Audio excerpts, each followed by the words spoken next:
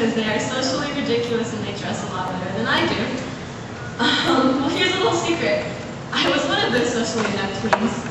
I'm an awkward person, and when I get together with large groups of people, there's a lot of embarrassment.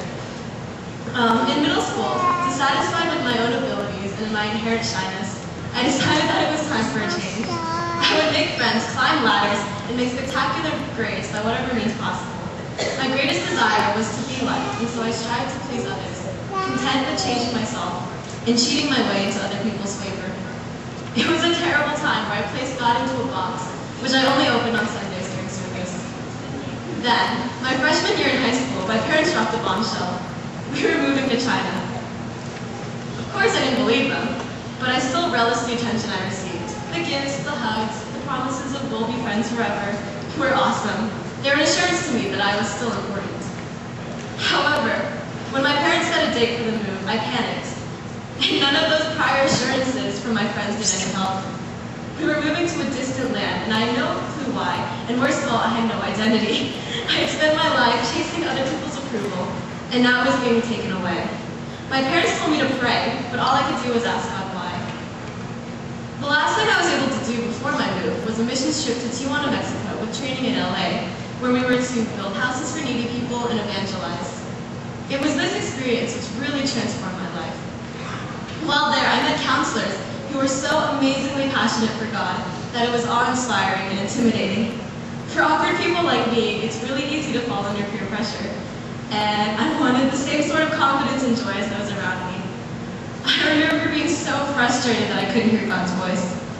But luckily, one of the tenets of faith is that when we seek God, He will answer. And boy, was I seeking. I remember praying desperately one night, asking God why He was sending me away from anything I'd ever known and why I was so unsure of myself, trying to fill in all the pointlessness of my life with material things. And I asked for any proof that He cared. And of course God answered. To my right was a person I had never met before. Suddenly, He appeared before me and asked, "Can I pray for you?" I was just over to the side and I felt God telling me to pray for you. It was really shocking. God had just done something for me so tangible that there was no doubt that He loved me. It was then that I truly understood the story I'd grown up learning. God sent His Son to die for me, even when I had sinned against Him and sought other things. Why would a random stranger come to pray for me?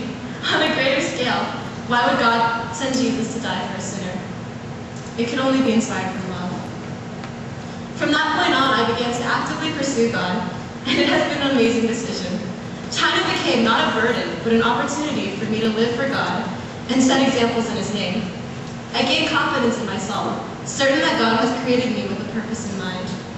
It's not easy sometimes, but I know that the assurance I so desperately needed from other people pales in comparison to the assurance that God gives me every day. The message of Christ is so shockingly simple yet powerful. God, this mastermind creator of the universe, sent His Son to live among the very people who had rejected Him and chased after other things, to live with us who had sinned.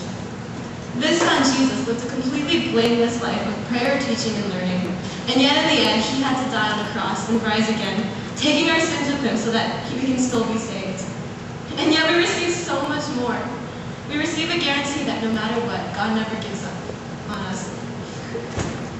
When we rely on ourselves and ignore God, then life is hard, superficial, and terrifying to face.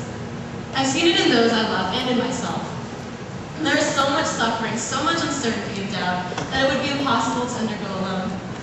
You guys, God is more than a culture or a fashion trend. He is more than complacency or fanatics. There's a verse in the Bible where God simply says, "I am who I am." Note the present tense. God is who He is. I have seen people in China risk their lives to follow Christ because of who He is. I've seen the amazing transformations He creates in people and the utmost joy He inspires in those who follow His will. My dear friends, there is no purpose to life without God. I know this is a really strong statement, but just think about it, and I challenge you all to reevaluate your lives. Why are we here? Is it simply for pleasure? Is it merely an accident? No, I absolutely refuse to believe that mentality.